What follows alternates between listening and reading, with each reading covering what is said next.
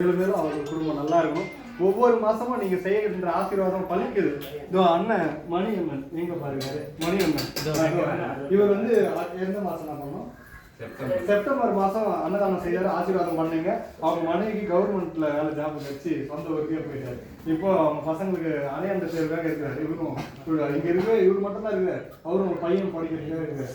இப்போ இதுக்காக வந்து கலந்து கொடுக்குறாரு. அது மாதிரி சாமிகள் செய்கின்ற ஒவ்வொருவருக்கும் அந்த மாசத்திலே நல்ல முன்னேற்றம் தருகிறார். உங்க ஆசீர்வாதம் அத்தனையும் பழிக்கிறது. நீங்க எல்லாமே சிவமா இருந்து இந்த குடும்பத்தையும் ஆசீர்வாதம் பண்ணுங்க.